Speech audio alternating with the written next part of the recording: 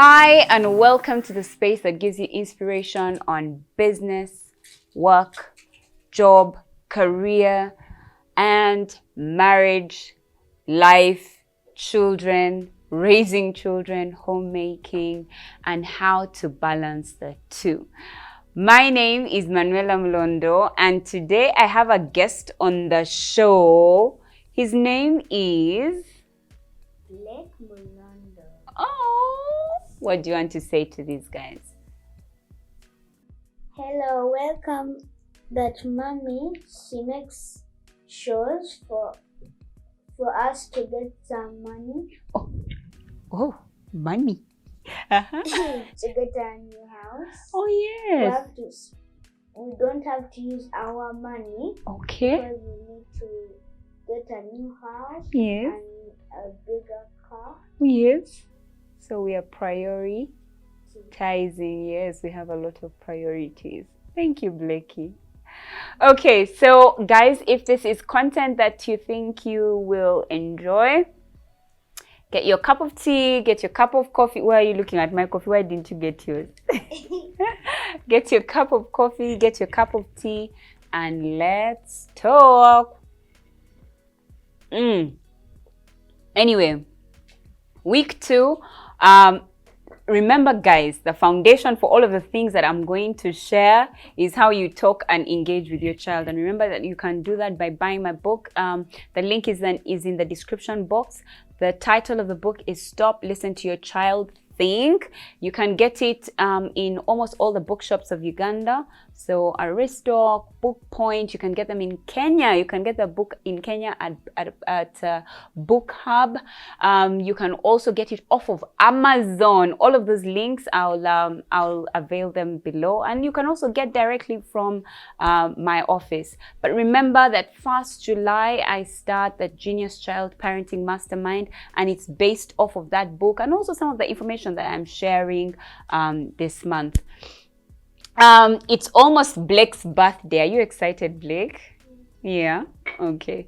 So he's turning 8, and I want to share because he was my first guinea pig on the next parenting secret, or my next parenting building block that I'm going to share today. So the parenting building block I'm going to share today is something that my one and only Blake Mlondo was the guinea pig for, and that building block, that parenting block, is called building independence in your children. Guys, I don't know how to explain how important it was for me, because then it helped me with raising Bianca, and also helped me with the fact that I don't have help in my home. I'm alone. I'm a working mom. I'm a career mom. I run several businesses, and so having my children independent was quite critical. I think many people ask me, how do you do it? How do you not have a maid? How do you not have help in the home? How do you?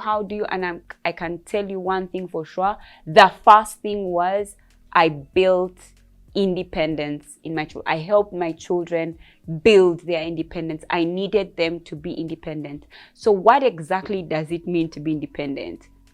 For me, it just means no dependence. I needed to be in a place where my children didn't have to depend on me, because for their livelihood, if they needed to eat, they needed to be able to eat on their own. If they needed to bathe, they needed to bathe on their own. If they needed to go to the toilet, they needed to go to the toilet on their own. If they needed to play, they can play independently and for hours on end, right? So for me, it was very big to build independence in my children. Now, why is it important to build independence? These children are born from birth wanting and needing to be independent. So it's important to just give them that independence. They turn on their own, they start to walk on their own, they start to use a toilet on their own. Why? Because it's an innate desire to be independent. I mean, think about yourself. How many of you want to be controlled? I don't know how many times we go for jobs and say, I have self-drive, I'm independent, I can make decisions on my own, because it's an innate feeling to be independent. None of us wants to be controlled by outside forces and outside people. So if you as an individual don't like being controlled, how much more our children? They actually want to build independent. They want to be independent because they see you being independent. They see you driving your car. They see you dressing yourself. They see you eating on your own. They have an innate desire to be independent. And so it is our duty as parents to help them build independence. The second thing is independence helps them build confidence, helps them build self-esteem. I think many parents ask me things like, how can I help my child build self-esteem? They're not going to be able to build self-esteem if they are not independent, if they're not independent enough to do things for themselves. They require the art, they need to learn, they need to know how to be independent, to do things on their own and without your control. The third thing that independence does is it gives them an inner drive. I don't know how to explain it, because you know you can do things on your own, or you have the ability, or you have the leeway or the freedom to do things on your own. You have a certain self-drive. And many parents would later ask me things like, oh, my child has no self-drive, he doesn't like to do homework, he doesn't like to. It's because you were helping them in the beginning, and now you've removed your help. When they're older and can understand that, wait, my mom used to help me and now she doesn't, right? So your helping them then becomes an obstacle to their growth. They have no self-drive. The next thing that independence does for children is helps them be discoverers, want to find out more, makes them more adventurous, makes them more like children. Isn't that funny? Giving them independence makes them more like children, because now they have the freedom to explore, to find out, to see what happens, to establish, to experience life on their own, because they have the leeway to be independent, to do things on their own. Say, for example, they're learning how to tie their shoelaces, and then because you allow them to tie their shoelaces, then later they're thinking of, how can I put two blocks together? Let me use a shoelace that helps me put my shoe together. Do you see how it helps them to be more explorative? Because you're giving them the freedom to be independent and to discover on their own.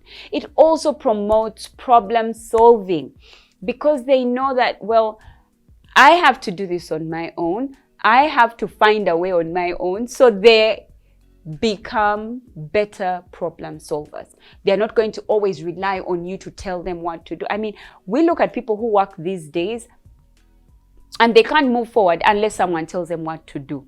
But if you give a child independence, they grow up knowing, or they grow up learning or knowing that they have to solve their own problems. They don't have to look to somebody else to solve those problems. It also helps to build skills of the hand. What are they doing? You find that because of their ability to be independent and to do things on their own, their skills are being built, either repetitive skills or new skills. Repetitive skills are being strengthened, or they're finding new skills. A child who couldn't climb now can climb. A child who couldn't fasten a seatbelt now can fasten their seatbelt. A child who couldn't cut tomatoes now can cut tomatoes, because they have been given the leeway to be independent and try things out on their own. Last but not least, and I think the one thing that has helped me in my parenting journey, is independence builds responsibility. Because they know they have to put away their toys, because they know they have to put away their clothes, because they know they have to wash their panties, they are becoming responsible people and therefore responsible adults. Look at all of those things that independence can do for you as a parent and how it has helped me. So my kids are responsible. I mean, if they have to go somewhere and spend a night, they know how to pack their bags. I don't have to pack their bags. And they knew this from a very early age in their lives, how helpful that was for me, because I'm packing my things, they're packing their things. I'm just like, guys, we're going to a hotel, we're going to swim, we're going to play, we're going for 5 nights and 2 days, you know. So we talk through these things, and now they're able to calculate because I allowed them to do these things on their own, to pick out their own clothes, to learn how to match their clothes, and you know, and stuff like that, because I helped them build independence. But again, building independence can be quite difficult. And why is it? I mean, how many of us want to teach a child how to tie their shoelaces? You're like, oh my gosh, can I just do it for myself and do it quickly and faster? Why do I have to teach them? I'll tell you one thing about helping your children build independence. One of the biggest constraints to helping our children is that it's time consuming. Guys, it is time consuming. I know it. I feel you. I know it, because you're in a hurry and there you are trying to get your child to tie their laces, or they are trying to tie their laces on their own. God, it can drive you up the wall, or comb their hair, or put Vaseline on their body. You're just like, oh my God, can we go already? You know what I mean? And the truth is, yes, it is time consuming, but the rewards of it later are amazing. Amazing. People ask me questions of how I am managing, and these are the things. I took the time, I invested that time. It was painful. Guys, I don't know how to explain this to you. It was frustrating, because even sometimes helping your child learn independence can be quite dangerous. So I'll give you an example, you know, trying to help my children learn to get their breakfast ready. Sometimes they are handling hot substances. Sometimes they're handling a knife, and it can be dangerous. And now imagine having to take your child through that process of cutting with a knife and ensuring they don't cut themselves. Sometimes it can be dangerous. Say, for example, you're teaching them how to wash utensils, and utensils can break and then hurt them. You know what I mean? Sometimes helping our children build their independence can be dangerous. No doubt. I know it. It can be dangerous. So that's another constraint to us helping our children build their independence. The third thing is building their independence can be quite inconvenient. It can really be quite, you're trying to get breakfast ready, and then you have to teach them how to stir their cup. You just feel like, can I just start it real quick and they'll be fine? They'll feel nothing. You know what I mean?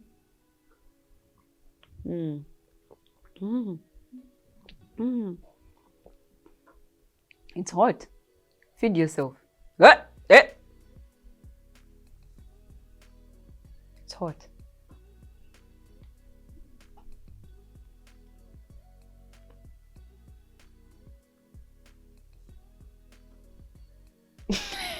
Is it hot? Not that much. Not that much. Are you okay, Blakey? Yeah. So, sometimes it can be quite inconveniencing. You just want to get stuff done. You want to open the car and leave, but they're still trying to get their seatbelt off, and you're just like, oh my God. The fourth thing is it can be messy. Guys, I remember that time I was teaching my kids to use their forks and knives and plates and not pour stuff on the floor. Oh my God, it took so long. It took so long, and it was so messy. Like, it just seems so much easier for you to feed them, clean up their mouth, pick whatever is on the floor and go. Guys, it was messy. It was so messy. But now, a few years later, I'm like, It doesn't matter. Are we at a hotel? Are we, wherever we are, I am sure and I am okay. Even if you're in somebody's home, I know they will finish up their food. They'll clean their mouth. They'll clean the floor. They'll clean their plates. They'll eat right. As in, the advantages of independence later are just, they're just amazing. Can I be honest with you guys? I think I started to teach my children how to eat their food as early as 3 months, 3 weeks after birth. When they were breastfeeding and bottle feeding, I would actually do it in such a way that their bottle comes directly to their mouth, and I would put their hand, as weak as it is, to feel the warmth of the bottle, so that they, one day when they turn 6, they can feed themselves. Independence. I would leave Blake, especially when I just started. I would leave Blake to feed himself as I come and check really quickly, to see, is he feeding himself? 3 weeks, 4 weeks, 5 weeks, I was those moms. If you ask me how I handled, now I'm telling you what it was. Independence for my children. The other reason is why it's difficult to teach our children independence is because we have this thing about loving them and holding them. And I think the Baganda say, it's chejo. You know what I mean? I think people say you're spoiling the child. Like, we have that thing of smothering our children with, I don't know, this notion that they don't have to do everything. We can assist them, we can help them, and it's so, ooh, you're the one that suffers with it after that, by the way. So I'm telling you now that that love thing that we think we are doing is not really love. And what might it be that is actually a constraint to you helping your child build independence? It's actually a savior complex. Yeah. That's one constraint. We always have a savior complex. We actually want to feel like somebody depends on us. So we feel good that they depend on us, that they can't wear their shoes unless we are there, that they can't dress up unless we are there, they can't mop the floor that where they've poured the stuff, because we have a savior complex. And you need to accept it and know it. Sometimes that savior complex comes out with us saying, I don't want the children to make mistakes. I don't want them to break the cup. I remember when I was teaching them how to use cutlery, glass cutlery. I mean, how many cups did I break? And now you don't want them to make mistakes. You don't want them to fall. You don't want them to... So you hold back from teaching them independence. So those are the things that hold us back, that are constraints, that make it difficult to helping our children build independence. But if you're looking for the practical ways to build confidence in your child, now is when I talk about it, okay? Let's talk about those practical ways to build independence in our children. First and foremost, know your child's age-appropriate developmental abilities, okay? Know when they're able to dress themselves up. When can they put on shorts but not yet a shirt? When can they put on a knicker and not yet shoes? When can they wear their own shoes? When can they... Do you know that I've gone to places where parents don't want to buy shoes that have laces for their children because it's so cumbersome? That's a skill that they need for life, because that's the same skill that they used to write with later in their school lives.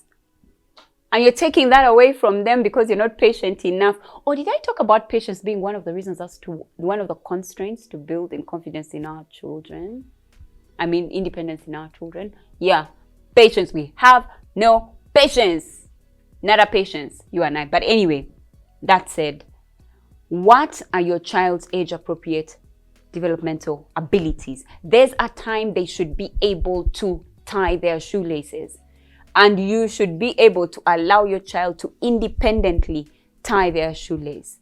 There's a time when children should be able to pick out their clothes and dress up. There's a time they're able to zip, and there's a time when they're able to button up. There is a time in their lives when they're able to or should be able to. And you need to be aware of that as a parent so that you help them prepare for that time, such that when that time comes, it's not a problem for you because they already can do it. You get what I mean? Find out when they're able to bathe themselves, when they're able to brush their teeth, when they're able to clean after themselves in the toilet, when they're able to wash dishes, to put their toys away, when are they able to serve food, when are they able to take care of pets and young siblings.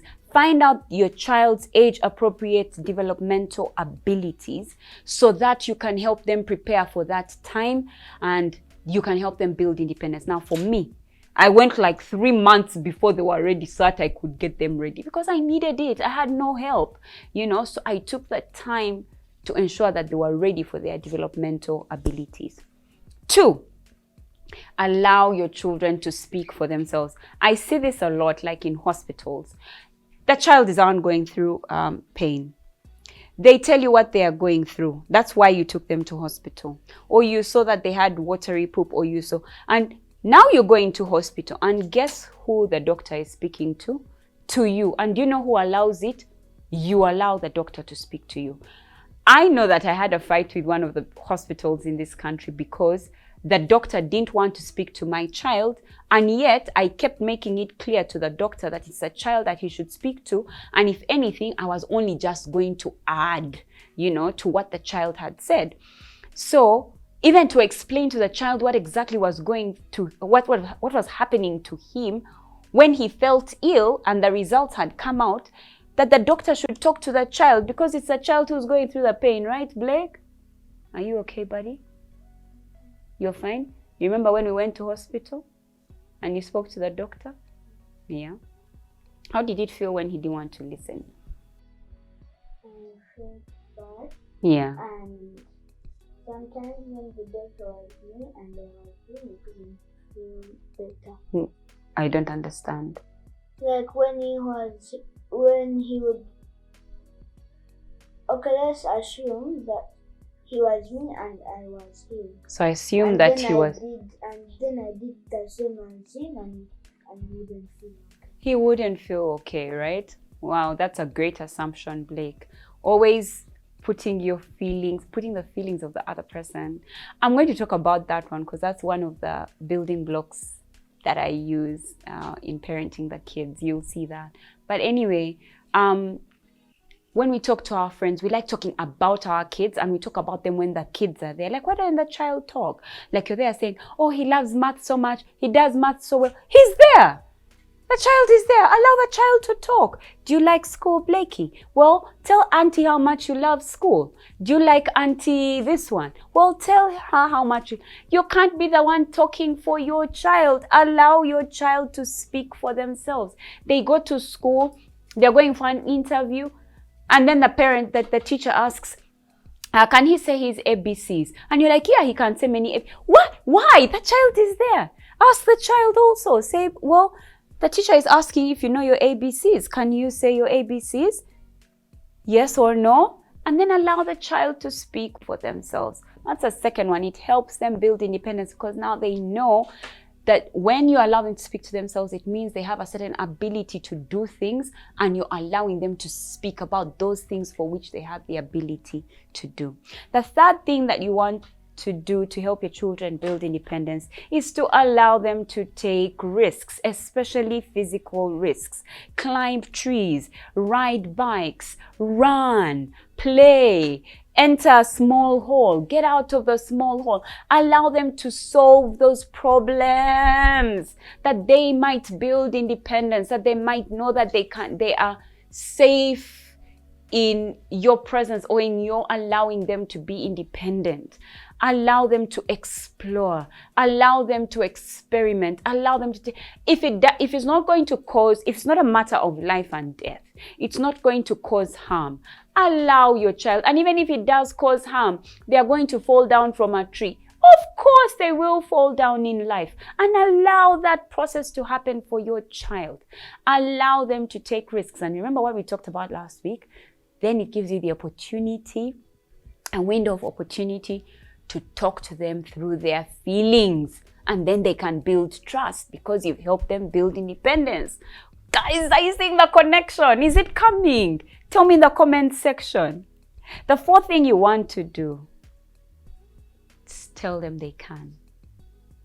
If they ask, if they're scared, if they're jittery, if they don't know, and you know they can, tell them they can. Tell them they can climb. Tell them they can reach the fruit. Tell them they can reach the tree. Tell them they can, because guess what? They can. Okay? Don't be there saying, if you don't want mama, it's okay. You sit down. Yeah? But then also tell them when they cannot. I mean, not tell them, tell yourself when they cannot. Sometimes a child will tell you they don't want to go on a swing because they're scared. And it's not yet the time for them. Allow them not to go on the swing. Don't force them. Go and swing, go and swing. Go. Don't force them, right? When you know they are not able to, don't force them. The fifth thing that you want to do is allow them to fail and be there to help them with the emotions of failing, right? Allow the children to fail.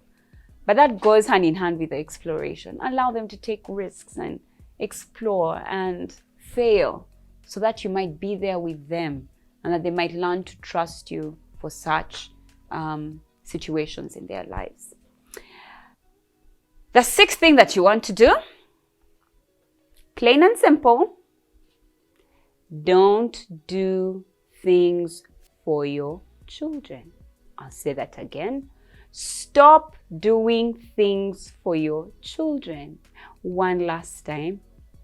Don't do things for your children, especially when they tell you they can't do it. Even when it's time consuming, even when it's inconveniencing, even when you're not feeling patient at that time. Stop doing things for your children. Stop mopping for them when they pour something on the floor. Allow them to go through the process of mopping that floor, of doing their chores, of making their beds. For people like us who have OCD, and when these guys, what do you want to say? Auntie, your voice was sounding like you wanted to cry. Oh, no, I don't want to cry. Oh, wow. Stop doing things for your children. So I was telling you how I have OCD, and like sometimes my kids' beds make me, like I get a bit of pressure when I see them when I'm passing their room. But I know the effects of me going and trying to make them straighter for them. I know the repercussions. They'll just be like, oh, well, why make the bed anyway? You know what I mean? The best thing to do is to call them and say, okay, so now you've not laid it. It needs to be straight.